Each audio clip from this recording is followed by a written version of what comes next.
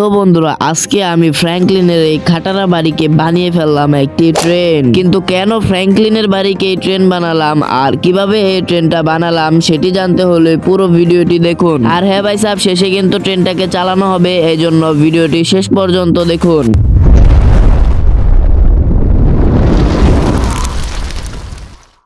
Hello boss, হ্যাঁ আমি এখনই আসতেছি। ওহো ভাই সাহেব, কালকে রাত্রে আমি কত বড় একটা কাজ শেষ করে আসলাম আর এখনই বস আমাকে অন্য একটা শহরে যেতে বলতেছে, তাও আবার ট্রেন দিয়ে। যাই হোক ভাই, চাকরি তো করি, এজন্য যেতেই হবে, তাড়াতাড়ি করে চলে যাই। এই বসই তো আমাকে চাকরি দিয়েছিল, কিছুদিন আগেই তো আমি একটা চোর ছিলাম ভাই। এখন ভাই ফটাফট করে রেল স্টেশনে চলে যাই, কারণ তাড়াতাড়ি করে না গেলে মানে দেরি হলে আবার ট্রেন ছেড়ে দিবে। ওকে ভাই, ফাইনালি আমি চলে আসছি রেলওয়ে স্টেশনে। আর ট্রেন তো এখন আসেনি, মানে ট্রেন একটু পরে আসবে, আমি অপেক্ষা করতে থাকি ওই ট্রেনের জন্য। আরে ফ্র্যাঙ্কলিন, শুধু শুধু অপেক্ষা করিস না, এখান থেকে চলে যা, কারণ আজকে ট্রেন আসবে না। কিন্তু কেন আসবে না ট্রেন? হাইজ্যাক হয়ে গেছে ট্রেন, এজন্য আসবে না, বুঝলি? ও ভাই, তাহলে আমি এখান থেকে চলে যাই। আর এখানে থেকে বা কি করব? হ্যাঁ তুই এখান থেকে চলে যা, আজকে ট্রেন আসবে না, বুঝলি? তাড়াতাড়ি চলে যা, এখানে অপেক্ষা করে কোনোই লাভ নেই, শুধু শুধু তোর টাইমটা নষ্ট করিস না। হ্যাঁ ভাই, কি আর করব, চলেই তো যেতে হবে, এখানে টাইম নষ্ট করলে কি আর চলবে? ও ভাই, লোকটা কি বললো শুনতেই তো পেলে, মানে ট্রেন আজকে চলবে না আর আজকে সেখানে অপেক্ষা করে কোনোই লাভ নেই, কাজটাও করা হলো না। বুঝতেছি না, বস আমাকে চাকরি থেকেই না বের করে দেয়। কি আর করব, এখানে তো আর আমার দোষ নেই, যাই বাড়িতেই চলে যাই, কিচ্ছু আর করার নেই। এখন মনে হচ্ছে আমাকে আবার সে চুরি করেই খেতে হবে, কাজ তো আর পাবো না, এই কাজটা অনেক কষ্ট করে পেয়েছিলাম আর এখন তো মনে হচ্ছে চলেই যাবে কাজটা। ওকে ভাই, ফাইনালি আমি বাসায় চলে আসছি আর এখন কি বা করব, বাসায় রেস্ট নেই, যেতে আসতে অনেক ক্লান্ত হয়ে গেছি। আরে তোমরা আবার এখানে কেন এসেছো, কি হয়েছে সেটা তো বলো। আরে ফ্র্যাঙ্কলিন, তুমি আমাদের শহরের হিরো, তুমি একটা কিছু করতে পারবে, কিছু একটা করো। শোনো, তুমি তোমার বাড়িটাকে একটা ট্রেন বানিয়ে ফেলো।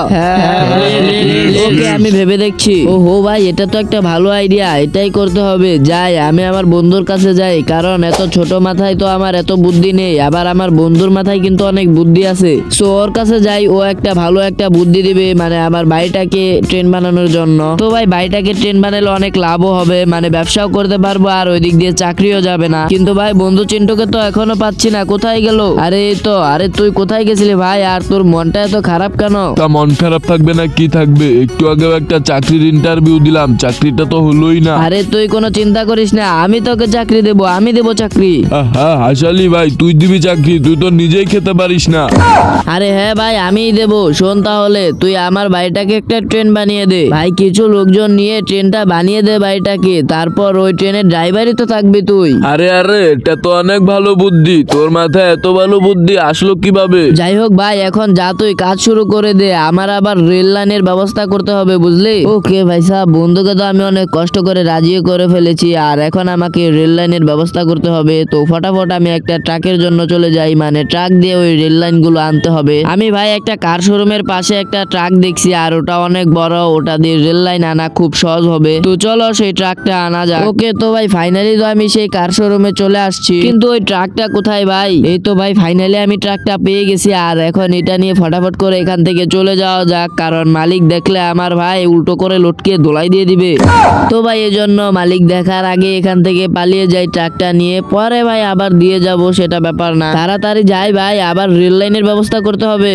ওকে ভাই সাহেব, আমি ফাইনালি সেখানে চলে আসছি যেখান থেকে রেল লাইন গুলো নিব, তো ফটাফট করে এখান থেকে নেওয়া যাক। ওকে ভাই সাহেব, ফাইনালি অনেক কষ্ট করার পরে আমি রেল লাইন গুলোকে ট্রাকে তুলে নিছি আর এখন এগুলোকে নিয়ে যেতে হবে আমার বাড়িতে। 2000 years later. তো ফাইনালি আমি আমার বাসায় চলে আসছি রেল লাইন গুলোকে নিয়ে, আর এখানে ভাই আমার বন্ধু সব গাছগুলোকে তুলে নিছে আর এখানে দুইটা ওয়ার্কারকে কাজেও লাগিয়ে দিছে। এখন আমাকে পাঠিয়ে দিছে ট্রেনের ইঞ্জিন আর বগি আনার জন্য, কারণ ট্রেনের সব থেকে গুরুত্বপূর্ণ হলো ট্রেনের ইঞ্জিন। কিন্তু সেগুলো আনার জন্য আমাকে একটা চ্যালেঞ্জ পূরণ করতে হবে আর চ্যালেঞ্জ পূরণে আমি একদম এক্সপার্ট। তো চ্যালেঞ্জ পূরণ করার জন্য আমাকে এই বাইকটা দিয়ে দিছে আর আমি এখন শুরু করে দিছি চ্যালেঞ্জ পূরণ করার জন্য। তো আমি খুবই দ্রুত চ্যালেঞ্জটা কমপ্লিট করে দিচ্ছি, কারণ চ্যালেঞ্জ কমপ্লিট করা আমার কাছে কোনো ব্যাপারই না। তোমরা তো দেখতেই পারতেছো কত কঠিন চ্যালেঞ্জ আমি কত সহজভাবে কমপ্লিট করে ফেলতেছি, কারণ এইসব চ্যালেঞ্জ কমপ্লিট করার আমার 20 বছরের অভিজ্ঞতা আছে।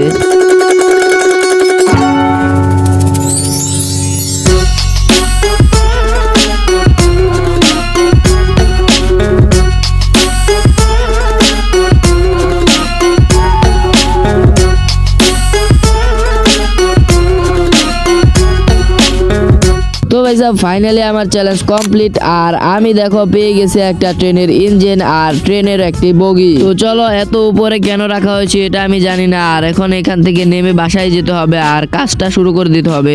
A few moments later. তো ফাইনালি চিন্টু ফ্র্যাঙ্কলিনের বাড়িকে একটি ট্রেন বানিয়ে ফেলেছে, যেটা তোমরা দেখতেই পারতেছো। আর ভাই সুইমিং পুলের উপরে রেল লাইন দিয়ে দিছে এই ট্রেনটা। তো চলো এখন ট্রেনের ভিতরে। তো ভাই সাহেব ট্রেনের ভিতরে অনেকগুলো যাত্রী আর পুলিশও আছে। আর এই সাইডে মানে টিভি রুমে অনেকগুলো যাত্রী আছে। আর এই সাইডে কম্পিউটারে চিন্টু ট্রেনটাকে কন্ট্রোল করতেছে। তো চলো এখন তোমাদের উপরে কি আছে সেটা দেখাই। তো ভাই সাহেব উপরে আছে একটি জিমের ঘর।